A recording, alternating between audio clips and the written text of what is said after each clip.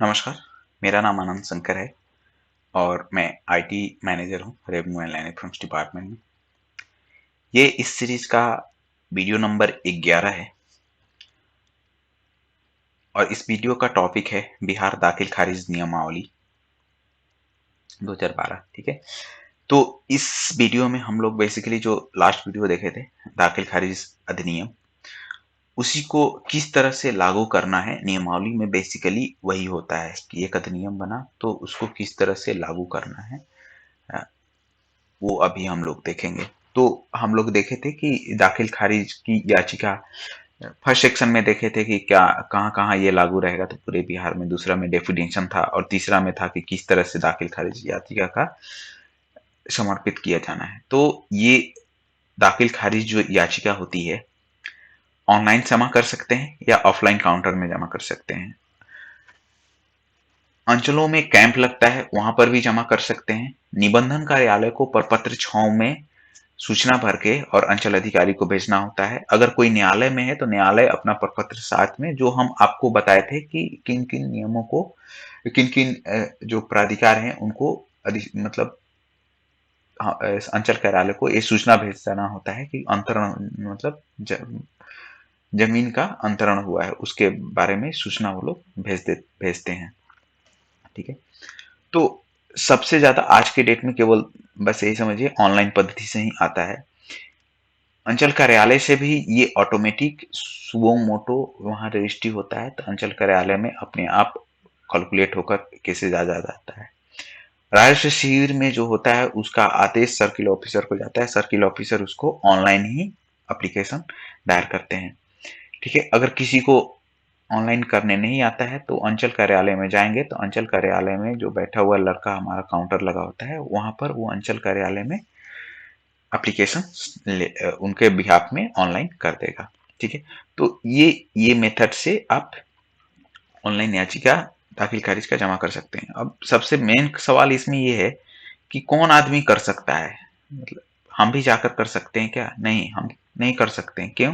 क्योंकि हमारे पास जो करने के लिए जो आधार होना चाहिए वो एक होना चाहिए। तो उसको बोलते हैं हित अर्जित करने के विभिन्न स्रोत या आदेश। क्या हो सकता है हित अर्जित करने का स्रोत? अगर कोई स्रोत है तभी हम म्यूटेशन के लिए जा सकते हैं। सबसे पहला होता है कि अगर हम कोई जमीन खरीदे हैं, तो हम सेल परचेज किए हैं, तो हमारे पास एक रजिस्टर्ड डीड होगा। उस रजिस्टर्ड डीड के हिसाब से हम जाकर म्यूटेशन के लिए अप्लाई कर सकते हैं। तो सबसे पहले हम ये जो लिखा हुआ है म्यूटेशन टाइप, ये लिखा हुआ है। और म्यूटेशन इस पर्टिकुलर टाइप के म्यूटेशन के लिए आपको कौन से कागजात चाहिए, ये इस साइड में लिखा हुआ है। हम एक एक करके आपको बताते जाते हैं। जैसे आप सेल परचेज करते हैं, कोई रजिस्ट्री कराते हैं जमीन का, तो जमीन की रजिस्ट्री कराते हैं तो आपको रजिस्टर्ड डीड देना पड़ेगा, ये मैंडेटरी है। उसके अलावा आप इंटरिम डीड दे सकते हैं अगर उस पर्टिकुलर डॉक्यूमेंट में रिक्वायर्ड है तो रजिस्टर्ड डीड तो आप समझ गए, हम आपसे जमीन खरीदे तो वो रजिस्ट्री जो कराए वो रजिस्टर्ड डीड हुआ। अब आप सोच रहे होंगे कि इंटरिम डीड क्या है। तो इंटरिम डीड को बेसिकली दर के वाला बोला जाता है। तो ये दर के वाला होता क्या है? तो दर के वाला ये होता है कि मान लीजिए कोई व्यक्ति राम कुमार है, राम कुमार श्याम कुमार को जमीन बेच दिया। ठीक है, रजिस्ट्री कर दिया उनको जमीन श्याम कुमार को, और श्याम कुमार म्यूटेशन नहीं कराए, और श्याम कुमार क्या किए कि किसी रहीम को अपना जमीन बेच दिए बिना म्यूटेशन कराए। आज भी जमीन किसके पास है? राम के पास है। श्याम के पास जमीन और लैंड रिकॉर्ड्स में नहीं गया है। उनके पास केवल एक रजिस्टर डीड है कि हम राम कुमार से खरीदे हुए हैं। तो श्याम कुमार के पास रजिस्टर डीड है, और जो रहीम जी हैं वो रहीम जी श्याम कुमार से जमीन खरीद रहे हैं उस रजिस्टर डीड के आधार पर ही। वो दिखाया कि अभी देखिए श्याम कुमार के पास है, और इस तरह से अगर श्याम कुमार जमीन खरीदे तो श्याम कुमार का जो म्यूटेशन होगा वो सॉरी रहीम का जो म्यूटेशन होगा वो श्याम से नहीं होगा। ठीक है, वो किससे होगा? राम से होगा। ठीक है, राम श्याम और रहीम, ये तीन आदमी समझ लीजिए। राम से जमीन श्याम के पास गया, श्याम से रहीम के पास गया। तो अब रहीम के पास जो जमीन है वो अगर म्यूटेशन के लिए रहीम जाता है तो वो जमीन जो ट्रांजेक्शन होगा राम से ही डायरेक्ट रहीम के पास होगा। और इसमें कर्मचारी क्या करते हैं कि रिलेशन एस्टेब्लिश करते हैं कि राम कुमार से श्याम कुमार ने जमीन खरीदा, श्याम कुमार ने अपना दाखिल खारिज नहीं कराया और श्याम कुमार ने वही खरीदा हुआ जमीन फिर से रहीम कुमार को लिख दिया। तो रहीम कुमार का जब ट्रांजेक्शन होगा तो वो राम कुमार से डायरेक्ट होता है। और ये जो बीच बीच का डीड हुआ, जैसे रहीम अब आवेदन देने जाएंगे अगर म्यूटेशन के लिए, तो रहीम के पास एक रजिस्टर्ड डीड होगा जो वो श्याम से लिए हुए हैं, लेकिन श्याम और राम के बीच का जो डीड हुआ वही इंट्रीम डीड हुआ। मतलब कि रिलेशन एस्टेब्लिश करने के लिए जहां से घटना है, मतलब आज तो लैंड रिकॉर्ड्स में वो जमीन राम कुमार के पास नहीं होगा क्योंकि श्याम ने तो म्यूटेशन कराया ही नहीं। तो ये रिलेशन एस्टेब्लिश करने के लिए जब श्याम कुमार म्यूटेशन देने जाएंगे तो सॉरी, रहीम अगर म्यूटेशन देने जाएंगे तो रहीम और श्याम के बीच का रिलेशन वाला जो है रजिस्टर्ड डीड वो देना पड़ेगा, और श्याम और राम के बीच का जो डीड है वो बोलते हैं उसको इंटीम डीड, दर के वाला। इस तरह के मोर देन वन दर के वाला भी हो सकते हैं। मान लीजिए बीच का 2-3 आदमी म्यूटेशन नहीं कराए तो उस तरह से आपको 2-3 इंटीम डीड देना पड़ेगा। ठीक है, उसी तरह से एक्सचेंज भी है। एक्सचेंज मतलब बदलाइन होता है कि कोई किसी की जमीन, उसके बाद गिफ्ट होता है। मान लीजिए कोई किसी को गिफ्ट दिया हुआ है तो गिफ्ट में भी वही है, हम किसी को गिफ्ट दिए उसके बाद वो किसी और को गिफ्ट दिया, बीच वाला आदमी म्यूटेशन नहीं कराया। उसके बाद सक्सेशन म्यूटेशन होता है। तो सक्सेशन म्यूटेशन बेसिकली क्या होता है, इसमें ये समझने वाली है कि एक सक्सेशन हुआ, ठीक है, सक्सेशन के बाद पार्टीशन है, और उसके बाद सक्सेशन विद पार्टीशन है। ये तीनों सक्सेशन म्यूटेशन ये होता है कि अगर किसी की फादर की डेथ हो गई है और उसके वारिसान जो है, मतलब जो बेटे हैं, बेटे बेटी हैं, उनके नाम पर जब वो म्यूटेशन जाता है, मतलब वो जमीन जाता है, तो सक्सेशन कहलाता है। जैसे हम मान लीजिए कोई राम कुमार हैं, उनके फादर का डेथ हो गया और वही एकमात्र बच्चा है, तो उनके फादर की पूरी प्रॉपर्टी अगर उनके पास आना है तो म्यूटेशन के लिए अप्लाई करेंगे विथ डेथ सर्टिफिकेट, उसके फादर के डेथ सर्टिफिकेट के साथ सक्सेशन म्यूटेशन के लिए अप्लाई करेगा। कर्मचारी जांच करके और उस पर्टिकुलर म्यूटेशन के लिए अप्रूव करेंगे और सीओ साहब उसको करेक्शन स्लिप इशू करेंगे। तो ये सक्सेशन हुआ। पार्टीशन ये हुआ, मान लीजिए ए और बी दो आदमी हैं, जमीन मिलकर खरीदा 2 डिसमिल, ठीक है, और फिर बाद में दोनों का अनबन हुआ और दोनों को पार्टीशन कराना चाहते हैं कि तुम अपना एक डिसमिल ले लो, मेरा एक डिसमिल दे दो। तो उस पर्टिकुलर म्यूटेशन के लिए अप्लाई करेंगे तो उसको पार्टीशन म्यूटेशन बोलते हैं। पहले दोनों के नाम पर जमीन था संयुक्त रूप से, अब दोनों को अलग अलग नाम पर जमीन होगा। उसके बाद सक्सेशन विद पार्टीशन क्या होता है, मान लीजिए किसी व्यक्ति के 4 बेटे थे, ठीक है, उस व्यक्ति की मृत्यु हो गई और पूरी जमीन चारों बेटों के संयुक्त रूप से चारों बेटों के नाम पर आएगी तो वो सक्सेशन कहलाएगा। अगर लेकिन वही जमीन को बंटवारा करते हुए चारों बेटे के पास आएगा, मतलब 4 डिसमिल जमीन है और चारों भाई एक कागजात तैयार किए कि हमारे फादर की मृत्यु हो गई है, इस जमीन के 1 डिसमिल इनको, 1 डिसमिल इनको, 1 डिसमिल इनको, 1 डिसमिल इनको, चारों आदमी को बांटते हुए हमको पार्टीशन म्यूटेशन किया जाए, सक्सेशन पार्टीशन म्यूटेशन किया जाए, तो उसको उस तरह से सक्सेशन पार्टीशन बोलते हैं। उसी तरह से वील होता है। वील केवल वसीयतनामा, भाई जब तक प्रोबेट कोर्ट का ऑर्डर नहीं रहेगा उस तरह से तब तक नहीं होगा। कोर्ट ऑर्डर उसी तरह से है, कोई अगर कोई कॉम्पिटेंट ऑथोरिटी अगर कोर्ट है, अगर एडीएम साहब ही कोई चाहे डीसीएलआर कोई आदेश पारित किए कि ये पर्टिकुलर म्यूटेशन किया जाना है, तो उस आदेश के आलोक में भी सर्किल ऑफिसर को एक केस दायर मतलब स्टार्ट करके उसका म्यूटेशन करना होता है। लैंड परचेज बाय गवर्नमेंट, तो सरकार अगर जमीन खरीदती है, सरकार जमीन कब खरीदती है, सरकार कभी भी जमीन नहीं खरीदती है। सरकार एकमात्र पर्पस के लिए जमीन खरीदती है, जो गरीब लोग होते हैं उनको बसाने के लिए जमीन खरीदती है, तो उसका भी म्यूटेशन होम स्ट्रीट पर्चा जो देती है उसका म्यूटेशन के लिए अप्लाई किया जा सकता है। लैंड सेटलमेंट पर्चा होता है, उसी तरह से किसी को अगर सेटल हुआ है जमीन और उसका पर्चा के आधार पर म्यूटेशन किया जा सकता है। अगर सीलिंग सरप्लस जो अधिशेष भूमि है, सीलिंग सरप्लस की लैंड है, उसका सेटलमेंट हुआ है तो उसके आधार पर भी म्यूटेशन के लिए अप्लाई किया जा सकता है। होम स्ट्रीट पर्चा के लिए, भूदान पर्चा के लिए भी अप्लाई करेंगे, उसमें बस एक डॉक्यूमेंट देना होता है, पर्चा का एक फोटोकॉपी लगाकर, और म्यूटेशन के लिए अप्लाई किया जा सकता है।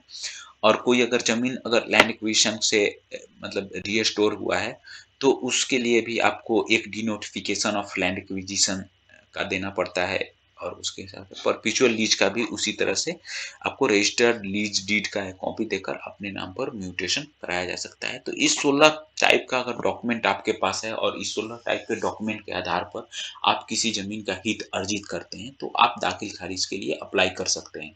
खतियान के बाद खतियान में किसी के पास ज़मीन थी और उसके बाद किसी और आदमी के पास अगर कोई ज़मीन जाएगी तो वो एकमात्र सोर्स म्यूटेशन होगा और म्यूटेशन ये 16 प्रकार के किसी एक मेथड से ही म्यूटेशन के लिए अप्लाई किया जा सकता है। किसी एक हितर्जित का करने का केवल यही 16 प्रकार हो सकता है, तभी म्यूटेशन के लिए अप्लाई किया जा सकता है। ये एक सिंपल 2 पेज का डॉक्यूमेंट है, इतने तरह का है, ये आपके रूल्स में मिलेगा।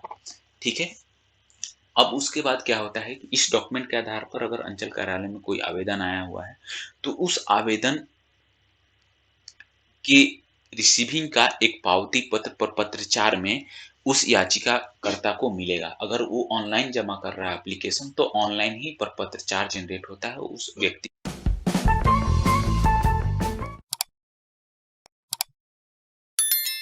को मिलता है। ठीक है? ऑनलाइन जमा करता है तो उसको एसएमएस से भी ये सूचना दी जाती है कि आपका केस नंबर ये रजिस्टर हो गया है, आप उसका स्टेटस वेबसाइट से जाकर देख सकते हैं।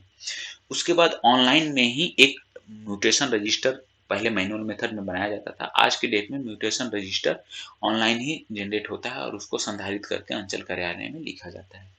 जब एप्लीकेशन रिसीव हो जाता है तो एप्लीकेशन अंचल अधिकारी, अंचल कर्मचारी जो होते हैं राजस्व कर्मचारी, उनके पास अग्रसारित करते हैं ये स्पष्ट निर्देश के साथ कि इतने दिनों के अंदर में आप इस पर्टिकुलर म्यूटेशन का रिपोर्ट सबमिट करें अंचल निरीक्षक के माध्यम से मेरे पास।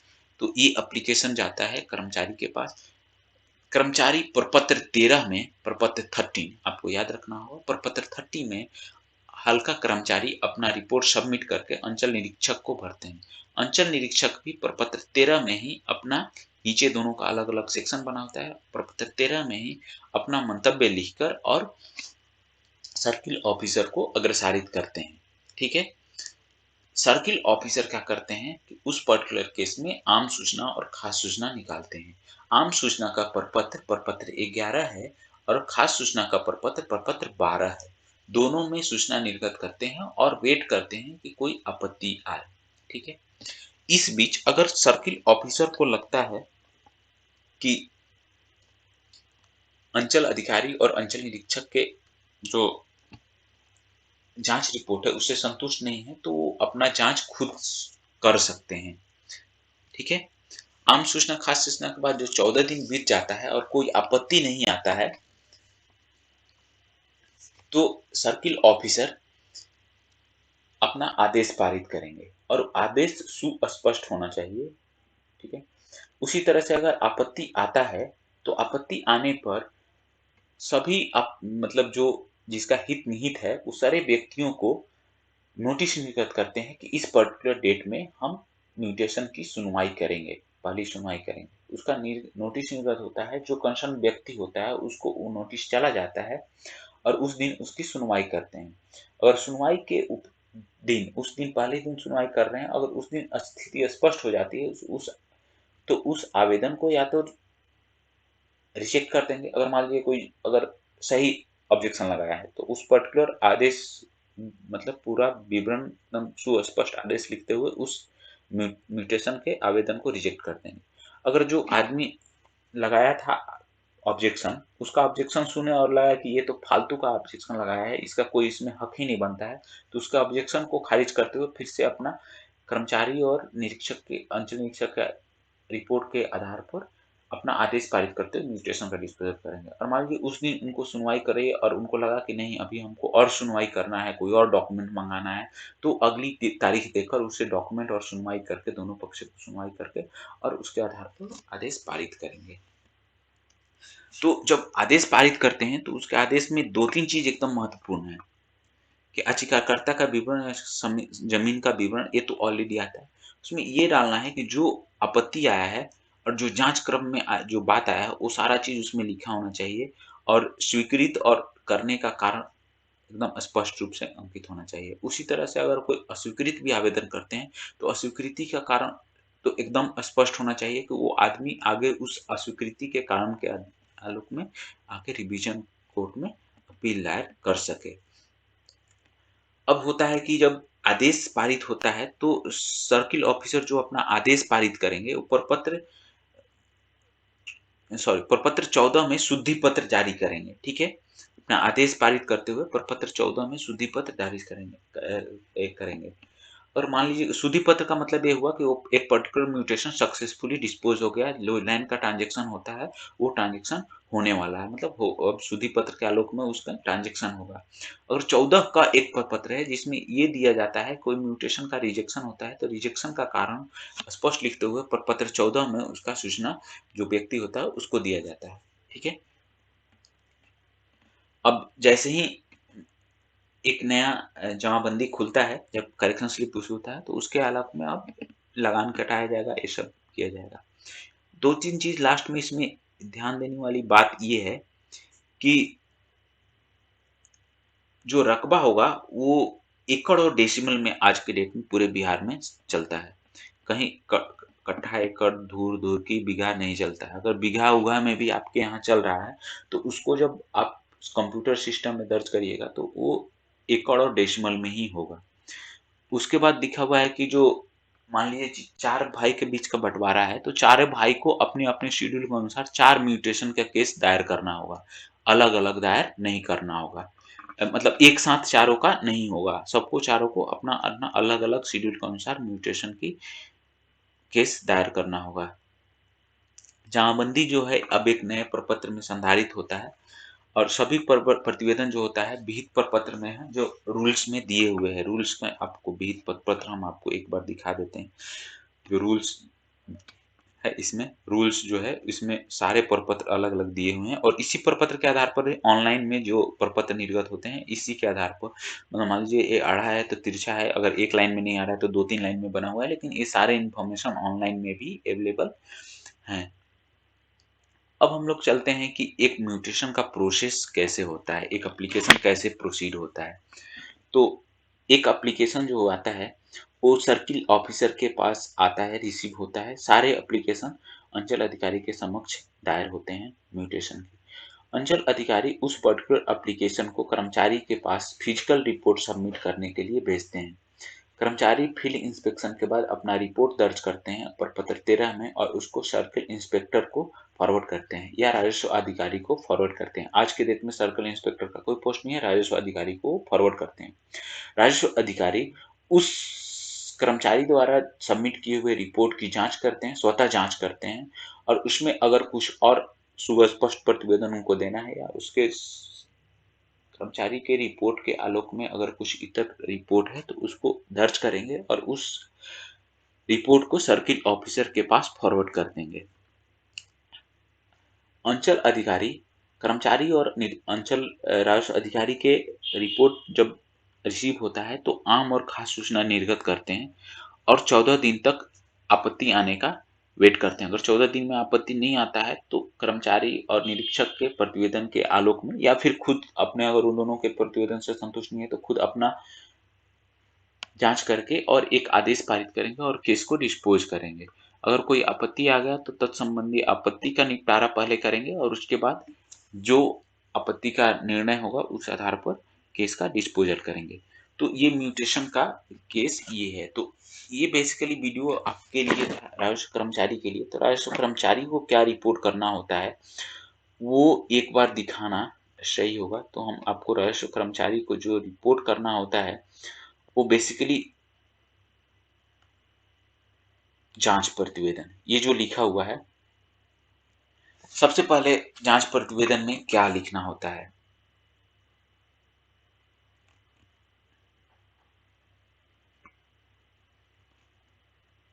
हाँ, प्रपत्र 13 में निम्नलिखित सम्मिलित किए जाएंगे रहेंगे। जांच का ढंग, स्थानीय राजस्व से पहले का सत्यापन इत्यादि ये सारा रहेगा।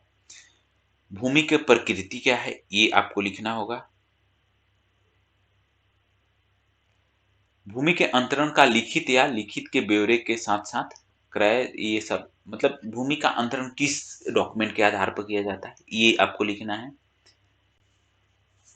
जमाबंदी संख्या, जमाबंदी रैयत का नाम, जमाबंदी में भूमि का हिस्सावार, कुल रकबा, ये आपको दर्शाना लिखना होता है, कितना है, और उसके बाद प्रश्नगत भूमि दाखिल खारिज के उपरांत कितना शेष रहेगा वो लिखना है। जमाबंदी ये बेसिकली आपको इस तरह से पढ़ने में मिल रहा है, जब आप ऑनलाइन में आज के डेट में देखिएगा तो ये पूरी तरह से सुव्यवस्थित है। आपको यस नो या लिखने का ऑप्शन होता है। भूमि पर दखल कब्जा किसका है, रैयत का, कर्मचारी का, धार्मिक या सामाजिक प्रयोजनों या मंदिर मस्जिद से क्या है, जमीन उपयोग से मुक्त है, ये आपको लिखना होता है, यस और नो में जमा करना होता है। उसके बाद भूमि पर किस विभाग में दाखिल खारिज या उसका स्वत वाद या कोई मतलब टाइटल शूट का केस चल रहा है कि नहीं, कोई और विवाद है कि नहीं, ये सब पूछना होता है। ये पूरे 13 तरह का कुछ कुल रिपोर्ट सबमिट करने होते हैं। तो ये रिपोर्ट आपको कहाँ मिलेगा, तो म्यूटेशन एक्ट के पेज नंबर 4 पर मिलेगा, म्यूटेशन रूल के पेज नंबर 4 पर, जो आपके वेबसाइट पर अवेलेबल है। तो इस वीडियो इस वीडियो में इतना ही। और ये तो हम आपको बता दिए कि एक्ट और रूल्स में क्या होते हैं म्यूटेशन के। अब आपका मेन चीज़ जो है वो ये है कि इसको ऑनलाइन में रिपोर्ट वगैरह कैसे करते हैं। तो ऑलरेडी ऑनलाइन में आपको वीडियो अवेलेबल है, आप वहाँ से देख सकते हैं। नहीं तो आप जब भारत 13 दिन, अब जब आपकी ट्रेनिंग खत्म होने वाली रहेगी, तो मैं आपको एक बार फिर से फ्रेश सारा चीज़ नया तरीका से बता दूँगा कि क्या-क्या आपको देखना होता है। इस वीडियो में इतना ही। आगे के वीडियो के लिए नेक्स्ट वीडियो देखिए, आगे का ट्रेनिंग के लिए। धन्यवाद।